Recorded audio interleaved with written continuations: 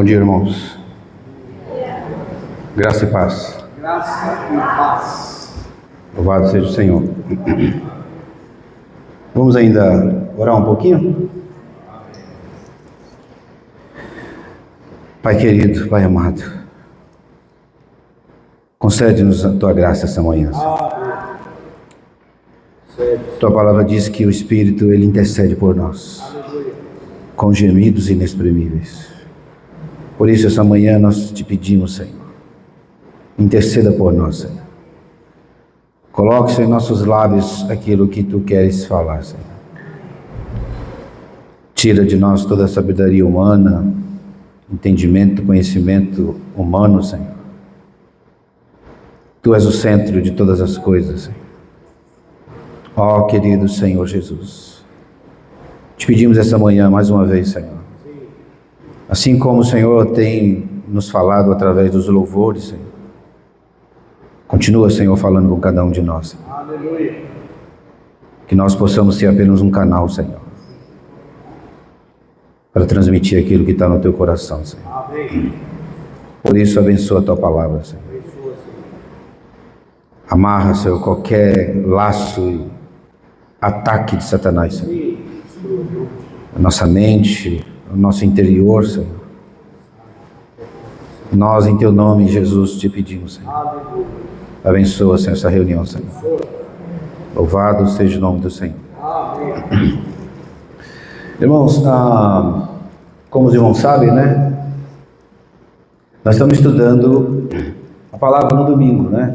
Também estamos estudando no sábado, mas a característica do domingo é um pouquinho diferente. É um estudo bíblico sobre um assunto específico, né?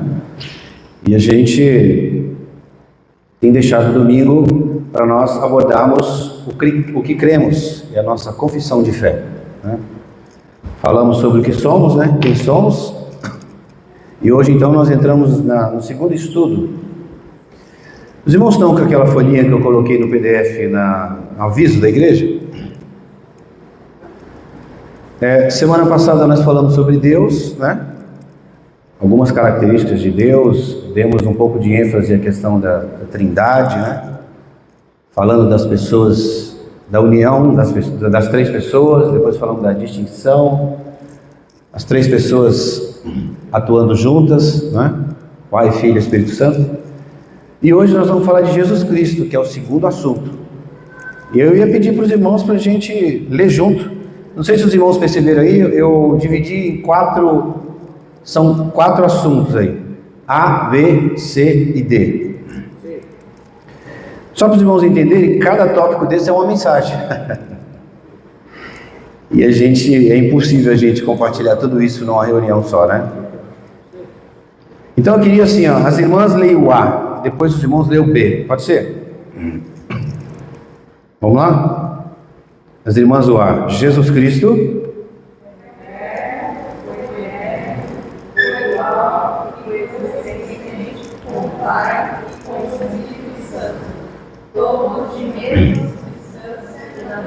Os irmãos agora o B. Bem forte. Tendo sido gerado. Cadê os varões? Tendo sido gerado no tempo pelo Espírito Santo, na Virgem Maria, concebido sem pecado como Filho unigênito de Deus, possuindo duas naturezas, divina e humana, sendo verdadeiro Deus e verdadeiro homem, perfeito na deidade e na humanidade. Todos juntos. Ele é o único mediador entre Deus e os homens, responsável pela redenção através de sua morte salvífica e vicária na cruz. Após Deus realizar sua ressurreição ao terceiro dia,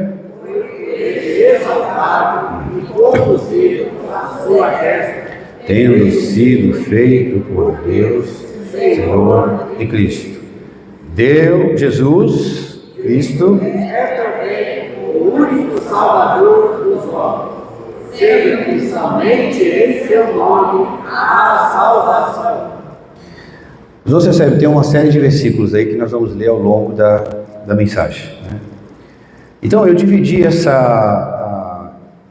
esse pequeno trecho, só para os irmãos entenderem, irmãos. A profundidade aí é muito grande, é muito assunto. Por exemplo, você vê aí a pré-existência eterna de Cristo como verbo. Depois você vê um outro assunto que é a preeminência de Cristo. O que é a preeminência de Cristo? É a doutrina que ensina que Jesus, ele é maior, superior de que qualquer coisa ou qualquer pessoa. Então é a supremacia de Cristo. Depois você tem um outro assunto que é a encarnação e a humanidade de Cristo. Os irmãos percebem? É muito assunto para falar sobre Jesus Cristo. Quem somos nós para falar sobre Jesus Cristo? Nós temos, graças a Deus, as Escrituras que podem nos ajudar, não é? Não é, Pércio? A tentar falar um pouco do Senhor Jesus Cristo, não é? E aí você tem depois a divindade de Jesus, não é? E depois você tem a obra redentora de Cristo. Os irmãos percebem? Cada tópico desse é uma mensagem. Eu não sei se os irmãos perceberam, mas a divindade de Cristo nós abordamos semana passada, né? Então, talvez hoje a gente vai conseguir 2 ou 3 tópicos desse, que é a pré-existência de Cristo, sendo o verbo, né? E nós vamos talvez falar um pouco da encarnação e a humanidade de Jesus. E eu acho que o tempo nós não vamos conseguir avançar. Mas, irmãos, qual o objetivo aqui? Não é a gente tem uma mensagem e a gente empurrar nos irmãos essa mensagem, não. Nós vamos indo devagarinho, né? E o importante é que os irmãos tenham compreensão. Deu horário, não tem problema parar e continuar no outro final de semana. Irmão, nós vamos ficar um ano assim, não tem problema. Porque imagine se a gente empurrar todos esses assuntos nos irmãos. É muita coisa, né? Então eu queria falar um pouco dessa questão da pré-existência. Pré-existência eterna de Cristo como verbo. Fala para mim, assim, a pré-existência de Cristo eterno como verbo. É o verbo eterno, né? Então isso é maravilhoso. E estudando a mensagem essa semana, existem 2 versículos que são fundamentais para nós entendermos a questão do verbo eterno. Eu estou falando verbo eterno, mas os irmãos sabem que o verbo é Cristo, né? A gente não tem mais problema, né? As mensagens passadas os irmãos entenderam, né? Quem se fez carne foi o verbo, o Filho. Não é? Então hoje nós vamos ver a pré-existência eterna, Sandra, do verbo. E eu queria que os irmãos tivessem 2 versículos no coração. Gênesis 1, 1. João 1, 1. 2 versículos suficientes para nós entendermos a pré-existência eterna do verbo. E dentro desses 2 versículos, Sérgio, há muito mistério. E dentro desses versículos, Gênesis, o que eu sempre falo para os irmãos? Wilson, não pode deixar passar os detalhes, Fabiana, senão a gente não entende. Então vamos abrir junto? Gênesis capítulo 1, versículo 1. Leiam esse versículo, embora seja pequenininho, com bastante atenção e cuidado.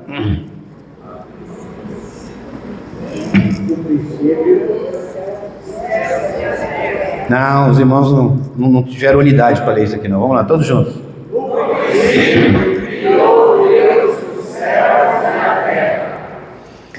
Quando a gente olha esse princípio, perceba, irmão Luiz, no princípio criou Deus os céus e a terra. Nada existia. Esse é um princípio, irmãos, olha só, é um princípio que marca o surgimento da ordem criada, do tempo, do espaço, da matéria. É como se Deus ele inaugurasse o universo do nada. E lá estava o verbo. Não é? Mas aí você pode perguntar para mim o seguinte: irmãos, eu li aqui esse versículo, mas eu não vi Jesus Cristo, eu não vi o verbo aqui. A resposta vai estar em João 1, capítulo 1. Vamos lá? João 1. Os irmãos leem para mim novamente, mas a ênfase aqui não é a ênfase da semana passada.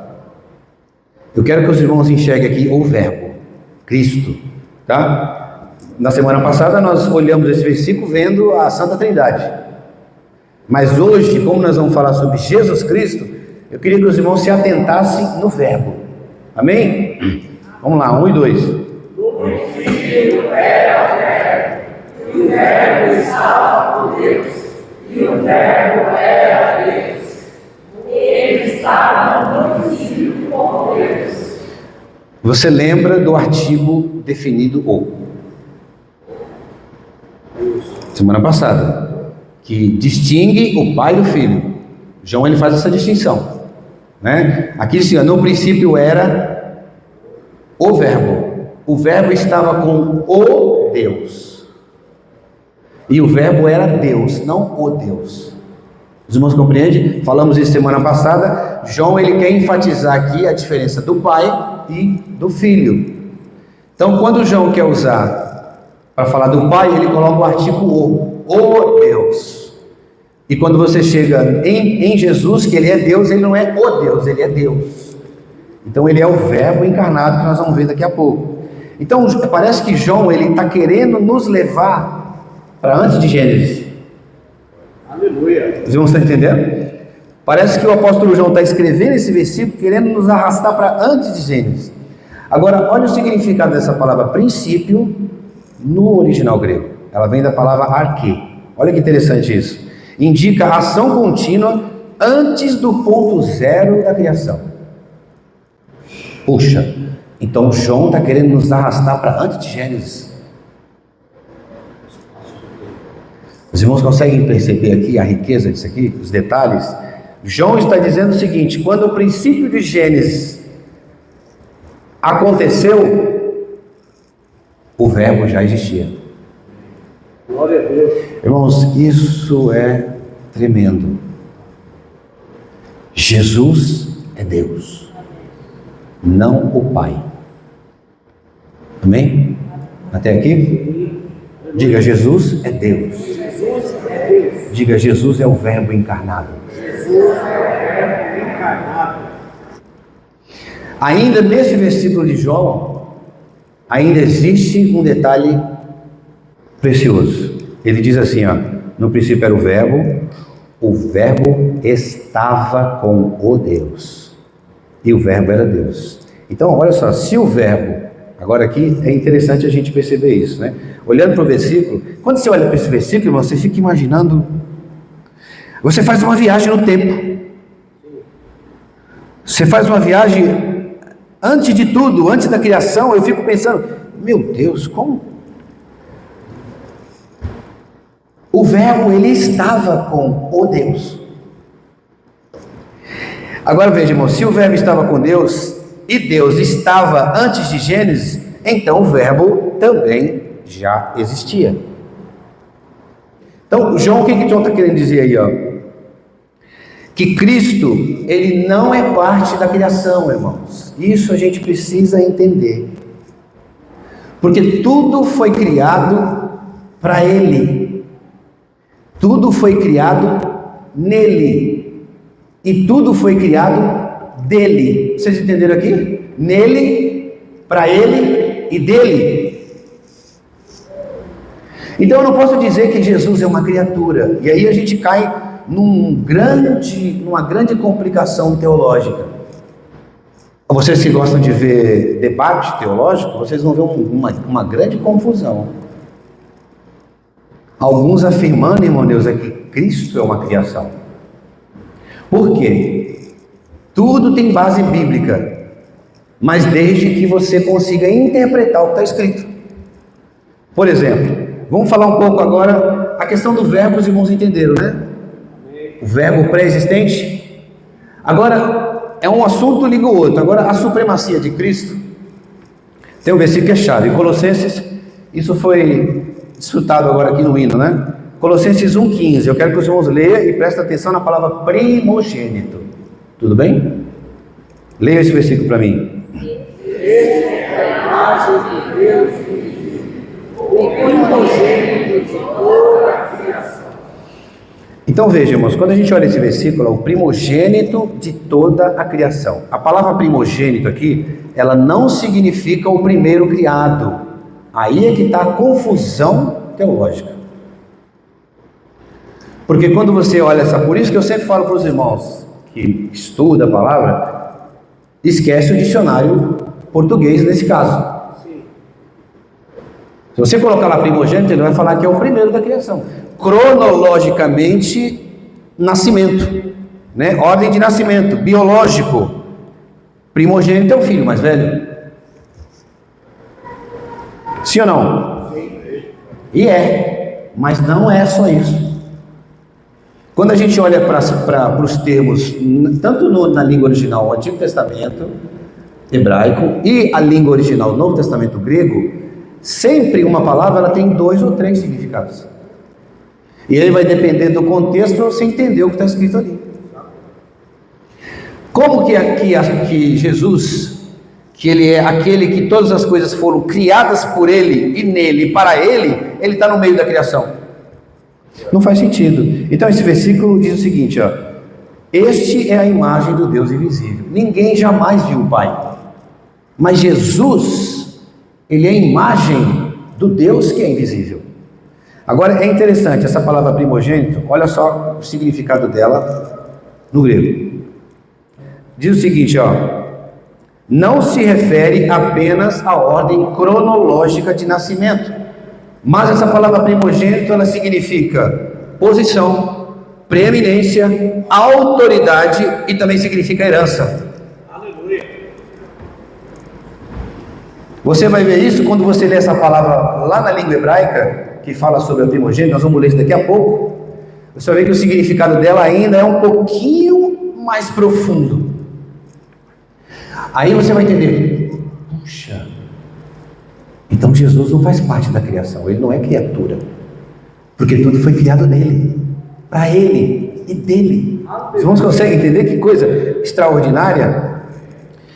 Então agora eu vou querer ler alguns versículos, irmãos, para abrir, Marcelo, esse leque de entendimento da palavra primogenitura, que ora, Deus ele vai usar essa palavra para algo que não significa o filho mais velho. Vamos olhar Êxodo capítulo 4, versículo 22 e versículo 23. Os irmãos leiam para mim esse versículo, por favor. Dirás a Faraó: assim diz o Senhor, Israel é meu filho, meu primogênito. Digo-te, pois, deixa-me meu filho, para que sirva, mas se usares deixá-lo ir, eis que eu matarei teu filho, teu primogênito. Preste bem atenção nos detalhes aqui. A palavra primogênito aparece 2 vezes. Deus está chamando a nação de Israel de filho primogênito. E olha que a nação de Israel não era a primeira nação existente. Aí vem um mistério, por que Deus está chamando Israel de primogênito? E aí, no decorrer do versículo, ele usa a mesma palavra primogênito para falar do primeiro filho de Faraó, que vai morrer se ele não fizer o que Deus está pedindo para fazer. Aqui Deus está usando a palavra primogênito para o primeiro filho de Faraó, e está usando a palavra primogênito para a nação de Israel. Os irmãos conseguem entender a diferença aqui? E essa palavra em hebraico significa Becor. O que significa? Não significa apenas primeiro de nascimento, mas significa posição, autoridade e herança. Nesse caso aqui, quando fala de Israel, é herança. Por quê? Porque Israel ia herdar a terra de Canaã.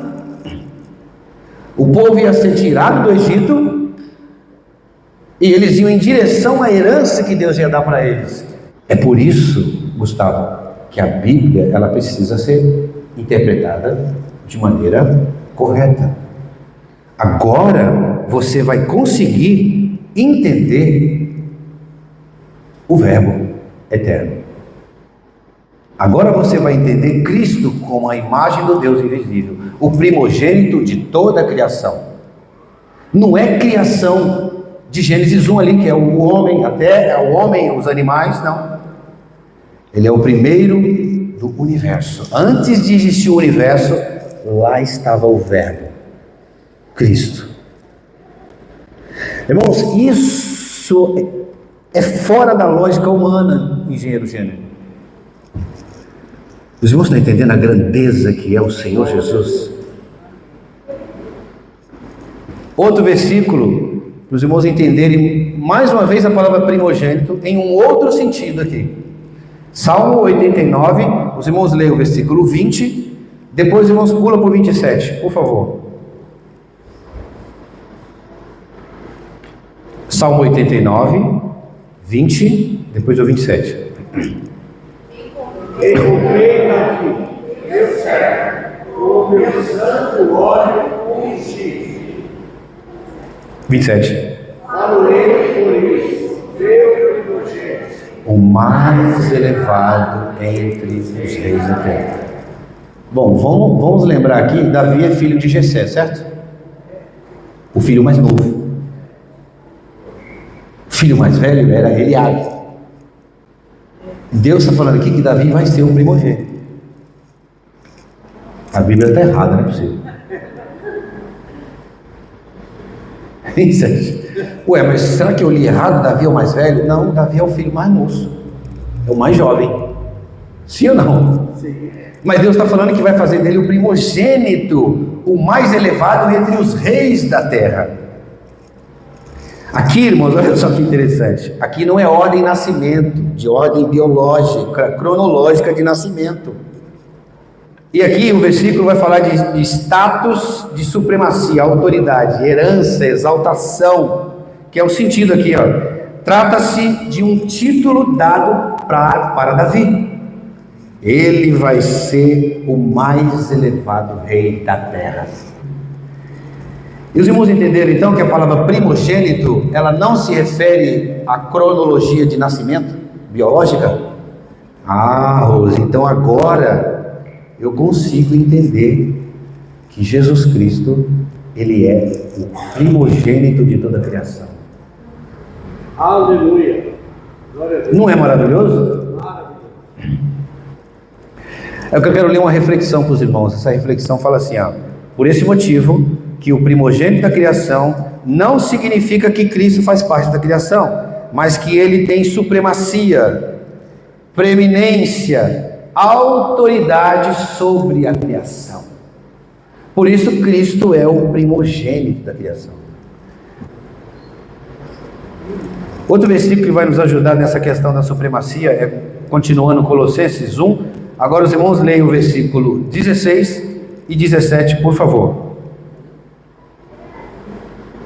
Colossenses 1, 16 e 17.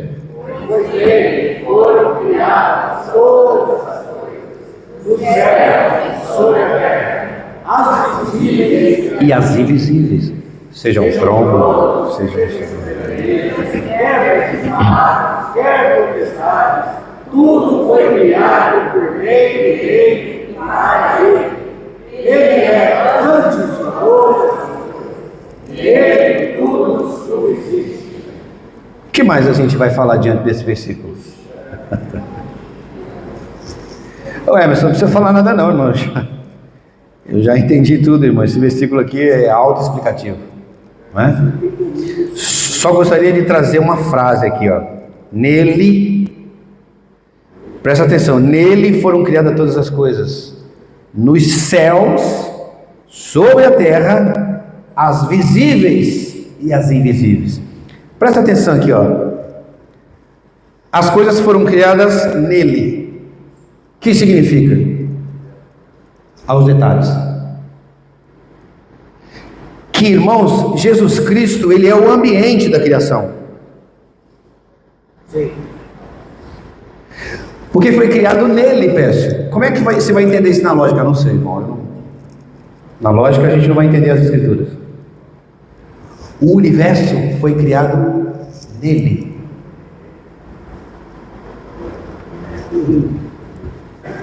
Amém. Já parou para pensar nisso, Natanel? O universo foi criado nele. Então significa que ele é o ambiente da criação. Isso não é maravilhoso? Ou seja, tudo foi criado nele. Agora, você leu o versículo 16 e 17, né? Agora, olha o finalzinho do versículo 16, fala assim, ó: tudo foi criado por meio dele e para ele. Agora já não é nele, é dele e para ele. Que rico isso, hein? Senhor Jesus, irmãos. Agora, o que eu quero que os irmãos percebam, ó, os detalhes. Além dele ser o ambiente, ele também é o agente, o propósito. Não é só o ambiente da criação. Então, além dele ser o ambiente da criação, Glória, ele é o agente, ele é o propósito da criação. Agora fica essa pergunta no seu coração: se todas as coisas foram criadas por meio dele, como ele pode estar incluído entre as coisas criadas?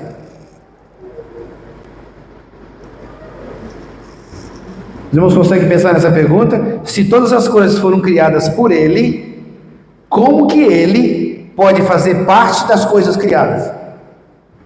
Se tudo começou do nada, do ponto zero, como que ele é uma criatura? Você começa a pensar aqui, puxa, a gente cantou um hino aqui que a irmã Sandra pediu. Quem é o homem? Quem é esse homem? Que fez o mar, que fez a terra. Quem é Natanael? Jesus Cristo. É algo, irmãos, extremamente profundo. É algo maravilhoso. E a gente precisa ver alguns versículos. Por que citar versículos? Porque a gente precisa ter contexto bíblico para aquilo que nós estamos falando. Então, irmãos, a gente precisa concretizar o seguinte aqui, falando da preeminência de Cristo, da existência de Cristo, antes de todas as coisas. E a gente vai ver dezena de versículos que vai provar a existência de Cristo. Por exemplo, os irmãos leiam João 8:58.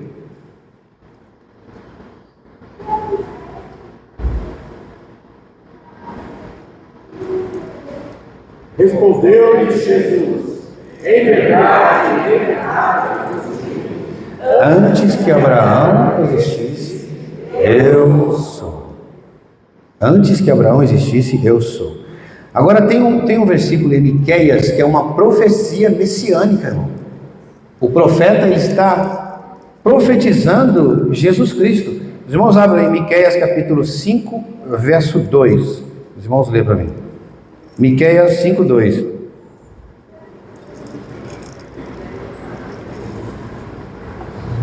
Os irmãos me ajudem, irmão, que o tempo ali não... Achou Miqueias 5, 2. Eu, Belém Eufrata, pequena demais para figurar como grupo de milhares de Judá, de ti me sairá o que há de reinar em Israel, e cujas origens desde os tempos antigos, desde os dias da eternidade. Quem é esse que viria?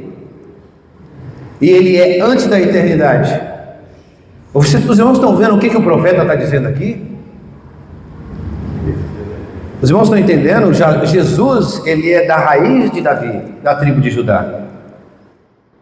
Ele está profetizando aqui, ó, é uma profecia messiânica de Judá. De ti me sairá o que há de reinar em Israel, e cujas origens, presta atenção nisso aqui, irmãos, são desde os tempos antigos, desde os dias da eternidade. Glória a Deus.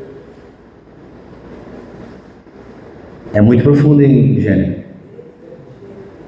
Sei que você gosta muito de cálculo, mas não adianta pensar em cálculo matemático. Não dá, é o Cordeiro de Deus,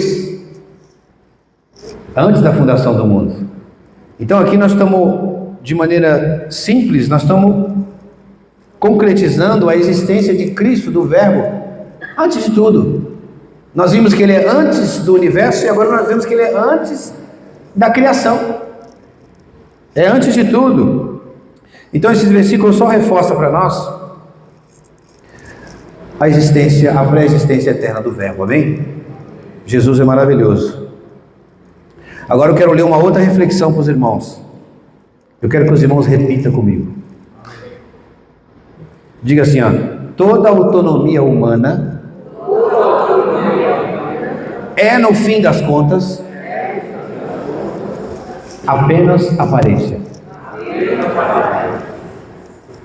Se Cristo é aquele que sustenta todas as coisas, então nenhuma vida encontra verdadeira suficiência em si mesmo. Nenhuma vida encontra verdadeira suficiência em si mesmo. Diante dessa realidade, qualquer orgulho perde o sentido. A própria criação aponta para Cristo. E nossa vida é convidada a fazer o mesmo. Se o universo inteiro existe para Ele, então vale a pena perguntar com sinceridade: tenho vivido com esse mesmo propósito? Irmão, pensa comigo aqui. Tudo está nele. A vida é Ele. Tudo está nele. Todo o universo foi criado nele e para Ele. E você faz parte da criação. Então você é dele. Glória a Deus. Quando nós oramos, dizemos: o Senhor Jesus, Ele é meu Salvador. Sim, Ele é meu Salvador. Mas quando eu falo Ele também é meu Senhor, aí muda as coisas. Porque Ele não é só seu Salvador, Ele é seu Senhor. E quem tem o Senhor? É um servo. Sim, Senhor. Faça isso. Sim, Senhor. Vá para aquele lugar. Sim, Senhor. Eu não quero que você faça isso. Sim, Senhor. Os irmãos conseguem entender? Falar é muito fácil e muito simples, mas a realidade disso aqui complica um pouco. Ele é meu Salvador, mas será que Ele é meu Senhor, Gustavo? Será que o Senhor Jesus é o Senhor da minha vida? Será que esse Senhor da minha vida, Ele tem realmente me dirigido? Se Ele é o Criador no universo e tudo está nele, para Ele, tudo subsiste por causa dEle, então eu faço parte dessa criação, então eu sou dEle, eu tenho um dono. Aleluia. E nós, irmãos, nós precisamos andar de acordo com esses princípios daquele que é o nosso dono. Então nós vimos a pré-existência eterna do Verbo, a preeminência de Cristo, como aquele que está acima de qualquer coisa, aquele que está acima de qualquer criação, de qualquer pessoa. Esse é o Senhor Jesus, meu Senhor e seu Senhor. Então agora nós vamos entrar na terceira lição, que é sobre a encarnação de Jesus e a humanidade de Jesus. Tudo bem? Eu queria que os irmãos lessem o ponto B daquela lição. O ponto B: tendo sido, eu vou adiantar aqui por causa do tempo, tendo sido gerado no tempo pelo Espírito Santo, na Virgem Maria, concebido sem pecado, como Filho unigênito de Deus, possuindo duas naturezas, divina e humana, sendo verdadeiro Deus e verdadeiro homem, perfeito na deidade e na humanidade. Então, quando a Lucas está dizendo aí, né, que ele foi gerado, o texto está dizendo que ele foi gerado do ventre de Maria, os irmãos sabem, lá em Lucas, os irmãos abrem Lucas, capítulo 1, a partir do verso 34, Só para contextualizar os irmãos, o anjo Gabriel foi enviado por Deus. Ele apareceu para Maria e disse para Maria o que ia acontecer, que ela ia ter um filho, né? É claro que essa mulher, irmãos, ela ficou assustada. Como assim? Né? Olha o que ele fala no versículo 34. Então disse Maria ao anjo: como será isso? Pois não tenho relação com homem algum. 35, os irmãos lêem para mim. Descerá sobre ti o Espírito Santo, e o poder do Altíssimo te envolverá na sua sombra. Por isso também o Espírito Santo que há de nascer será chamado Filho de Deus. Pensa nessa mulher. Eu nunca tive relação nenhuma com nenhum homem. Como que vai ser isso? Vamos, aí o anjo Gabriel disse para ela: descerá sobre ti o Espírito Santo. Agora eu quero fazer um parênteses aqui, tá? Vamos voltar à mensagem anterior sobre a Santa Trindade. Jesus era nascido aqui? Não. Então como que Jesus se tornou o Espírito Santo se ele nem era nascido, se o Espírito Santo estava sobre ele? Os irmãos conseguiram compreender aqui? Ele ia ser gerado de quem? Do Espírito Santo, mas Jesus ainda não nasceu? Jesus vai se tornar o Espírito Santo depois. Como que pode o Espírito Santo estar aqui sobre ele, sobre a sua mãe, e ele ainda não tinha nascido? Os irmãos conseguem lembrar da mensagem anterior? Então, irmãos, aqui inicia o início da encarnação do Senhor. E aí a gente volta para João 1,14. Mas eu preciso que os irmãos leiam 1 e o 2 e depois pule para o 14. João 1. Leia novamente, depois pula para o 14. No princípio era o Verbo, e o Verbo estava com Deus, e o Verbo era Deus. Ele estava no princípio com Deus. E o Verbo se fez carne e habitou entre nós, cheio de graça e de verdade. Amém. Vimos a sua glória, glória como do unigênito do Pai. Esse verbo que estava no princípio com o Deus, Jesus, ele se fez carne. Aí nós vamos iniciar aqui o assunto sobre a encarnação de Cristo. Essa palavra no original, se fez, ele tornou-se carne. Muitos confundem aqui, irmãos, uma coisa muito interessante, né? Jesus, ele é 100% Deus e 100% homem, mas não homem como você. Por isso que a Bíblia fala que ele é o último Adão. Ele é um homem como Adão. Por quê? Adão foi criado sem pecado, sem consciência de maldade, sem consciência de pecado. Quando a gente fala que Jesus é 100% igual a mim, cuidado com o que a gente fala, irmão. Ele é 100% homem? Sim. Ele é 100% divino? Sim. Mas não um homem igual a você. Por isso que 1 Coríntios fala que ele é o último Adão. Porque Adão foi criado perfeito, sem maldade, sem conhecimento de pecado, sem pecado no seu interior, sem pecado na sua carne. E aqui as pessoas também confundem que não é uma transformação de essência, irmão. Deus, ele deixou de ser divino, deixou seus atributos de lado e agora ele é homem. Não faça isso, irmão. Ele é 100% divino e ele é 100% homem. Ele não é só 100% homem. Se a gente falar que ele é só 100% homem, nós estamos caindo num grande conflito, irmãos, aqui, uma grande heresia. Os seus atributos ainda permaneceram nele. Então é diferente do homem Emerson. Os irmãos estão entendendo aqui? Ele é 100% homem? Sim. Adão. Ele é 100% homem sem pecado. Ele se fez carne. sem pecado. Os irmãos conseguem compreender aqui? Mas por que a humanidade de Jesus, ela foi 100% humana? Porque ele teve fome no deserto, ele chorou, ele se entristeceu no Getsemane, na cruz ele teve sede. Então, 100% homem, sem pecado.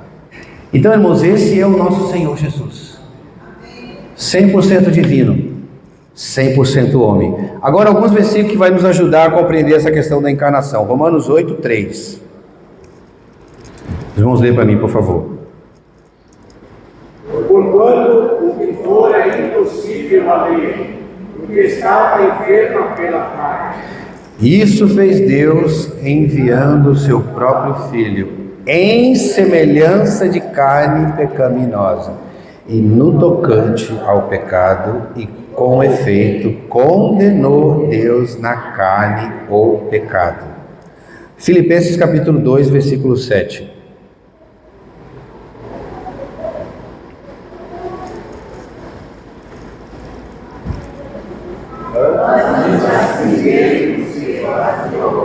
assumindo a forma de servo, tornando-se em semelhança de homens, e reconhecido em figura humana. Essa palavra se esvaziou, ela cria no meio teológico uma grande confusão. Essa palavra no grego significa o seguinte, não significa perda da divindade, mas ocultação voluntária da glória. O Sérgio leu de manhã aqui para nós. Ele não usurpou o ser igual a Deus. Ele não quis ser igual a Deus, mas era. É uma ocultação da glória. Os irmãos lembram? O Sérgio também leu esse versículo.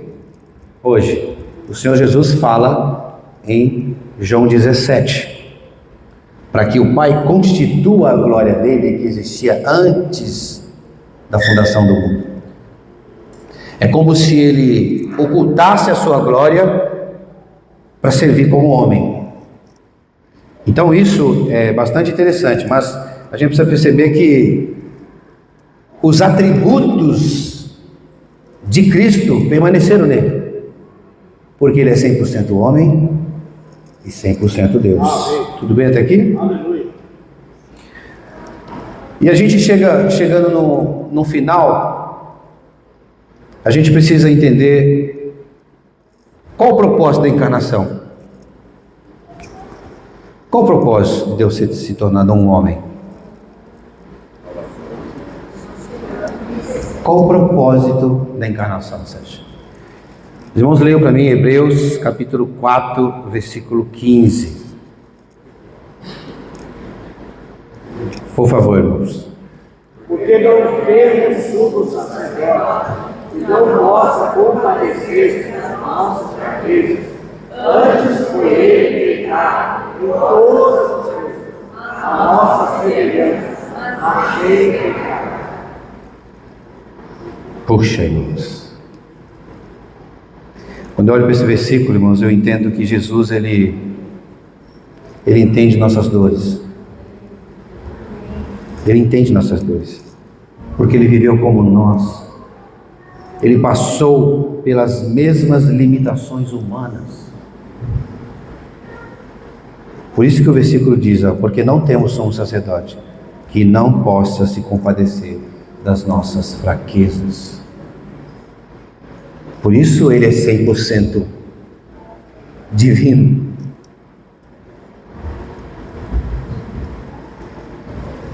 Ele sabe o que é padecer. Ele sabe o que você está passando. Esse é um dos propósitos de Deus ter se tornado homem, irmãos. Aleluia.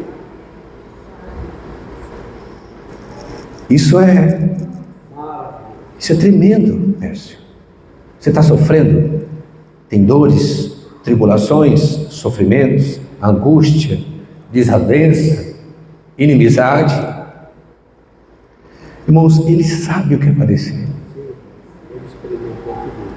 Quando você olha para Isaías 53, o versículo fala: verdadeiramente Ele tomou sobre si as nossas dores e carregou sobre si. Não há nada que Deus não possa resolver, glória. Glória a Deus. Doença, qualquer coisa, irmãos.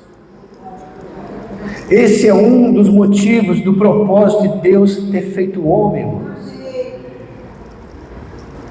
Porque Ele veio por você, para você. Ele nos libertou do império das trevas e nos transportou para o reino do Filho do seu amor. Nós estávamos mortos em nossos delitos e pecado, mas Ele nos amou. Aleluia. Você quer uma razão maior para isso? E quando você lê Mateus, eu quero ler, que os irmãos leiam para mim Mateus 9,36. Por favor, irmão.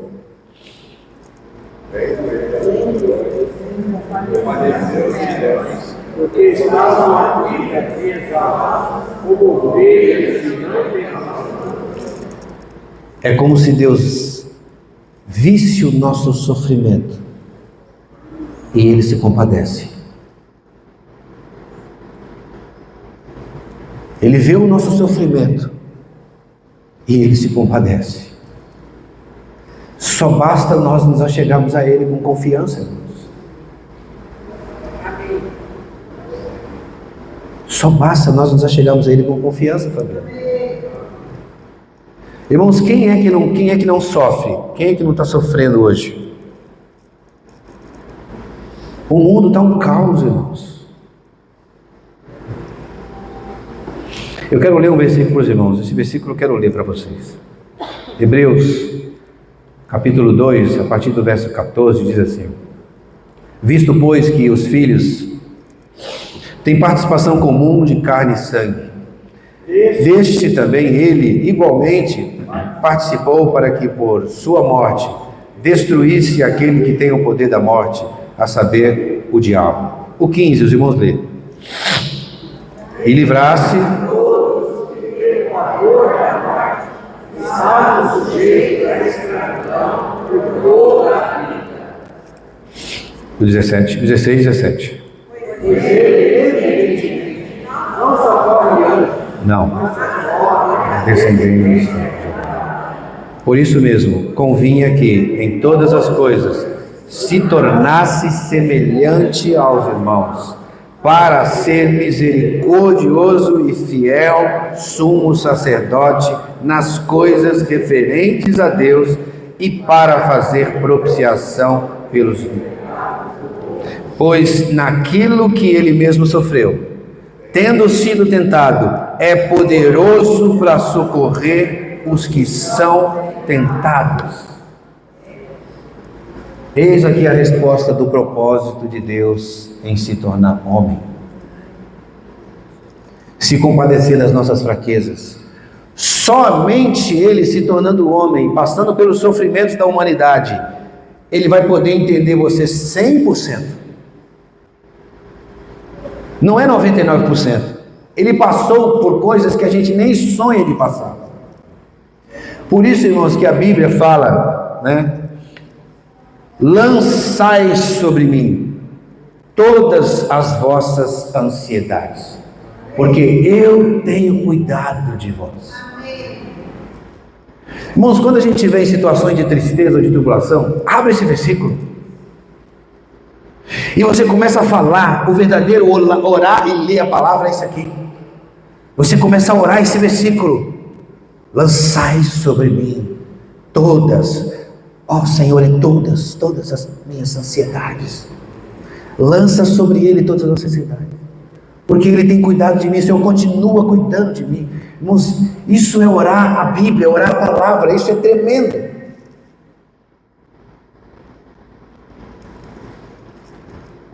Feche os olhos, só um minuto. Eu gostaria de fazer uma oração.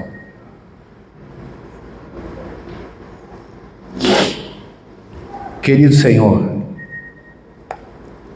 nós sabemos que o Senhor é nosso Senhor e também nosso Salvador.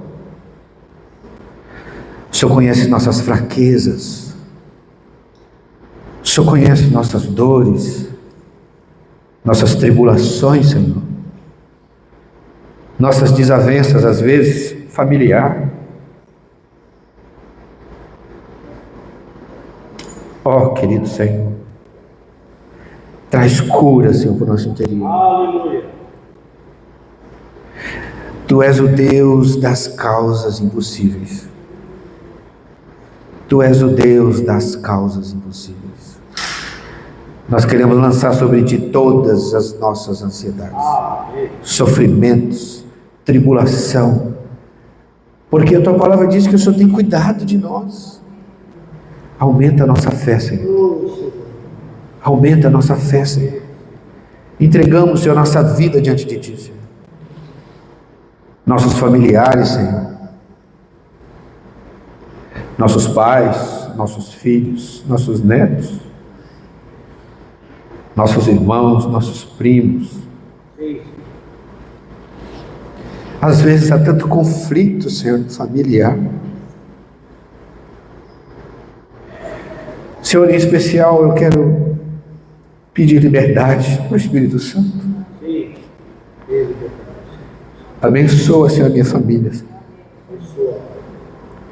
Abençoa meus irmãos, meus sobrinhos, minhas tias.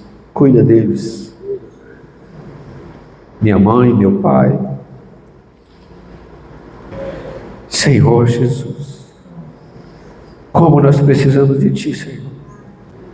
Como nosso Senhor, não só como Salvador, mas também como Senhor. Amém. Entregamos a Ti nossa vida, Senhor. Cuida também dos irmãos, Senhor, das famílias dos irmãos. Cuida da nossa comunidade, Senhor. Dê motivação para os irmãos continuarem prosseguindo no Senhor, amando a Ti, Senhor, amando os irmãos, se comprometendo contigo, Senhor.